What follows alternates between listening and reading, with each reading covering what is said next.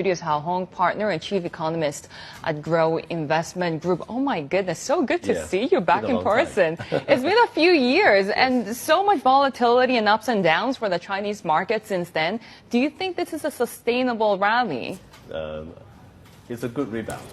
So I think before it really evolved into a multi-years of a rising trend, a lot needs to be done. And for now, I think many of us are still seeing fundamental problem with the Chinese economy. So as such, the earnings growth hasn't been sustainable for some time. For the past 10 years, earnings per share in the Chinese market is more or less the same. So basically, the change in the stock price level has been the result of changing in valuation multiples. So if you really want a sustainable bull market for the long term, you really want a sustainable growth model going forward. There's a lot of optimism about these cheaper AI models, and perhaps that China could lead the way when it comes to the new tech revolution. Could that sustain those expectations? I think for now, people are really enthusiastic by the prospect of it. I think DeepSeek did a really good job to break the technology hegemony and the embargo from the U.S. Now, having said that, though, I think it's still very difficult to see how to monetize from this app. And also, Chinese are renowned for not willing to pay for software. So I think if you look at back in the 90s, right, so when Windows was first introduced to China, so basically 99% of the copies used in the market is actually pirated copies, right, all the way until like 10, 15 years later. So, it's a difficult market to monetize. I think it's still very early stage. It's a huge breakthrough, but then at the same time, for now, I don't see a good way to monetize it. Of Beijing's endorsement for the sector now, does that still have the same power that it would have used to as some sort of government put? I think back in 2018, November 2018, there was a similar meeting in Hong Kong, but then regurgitated a lot of the gains towards the end. And also yesterday's, the best performing sector is actually the SOE sectors. The private sectors, for some reason, is lagging substantially yesterday. And I'm guessing you think that none of this exuberance or that we've seen so far is enough to counterbalance against the broader economic malaise, the property overhang. What more can the government do from a policy perspective to really change the mindset there? Yeah, I think so far this technical rebound has been a result of the sentiment change, right? So because the DeepSeek moment really woke up the Chinese investment community and see, wow, what is possible, right, going forward. And also the Chinese tech sector valuation has been depressed for a long time, and some of the foreign investors have been buying, for a sort of a trading opportunity, and I think that sort of set off the rally in the past months or so.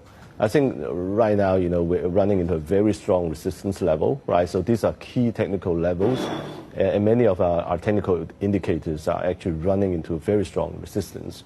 So for the market to go substantially higher from here, a lot needs to be done. A lot of policies needs to be set, in March in the coming twin sessions. Always with the voice of caution there, but I really find it interesting of what he's trying to achieve. How much is this to do with the Trump trade tensions, with potentially the rivalry that's just going to heat up in the next few years, and how Beijing needs to position for that? And given that sort of external threat, could you see it being? I think to a certain extent, China needs the private sector to be strong more than ever now. I think the government is indeed trying to help the private sector to a certain extent. But, having said that, in the past few years, what gets really strong is the SOE sectors, right? So the resources is really going into the SOE sectors. And because of the incentive system, the commercial banks are lending sort of towards the SOE sectors rather than to the private sectors, because if your loan goes sour, you have to be responsible, right? Even if you left the job. Right, so that's the reason why, the private sector is not getting enough credit. And if they really want to grow, they have to find a way to get credit from the banking system. Now with DeepSeek, for some reason, you use DeepSeek as an example, right? So the founder is actually a hedge fund tycoon, right? He's loaded, right? So he has money he's willing to burn, and also, for his own business, he's been using AI algorithm, to trade, to make money from the Chinese market, and has been very successful.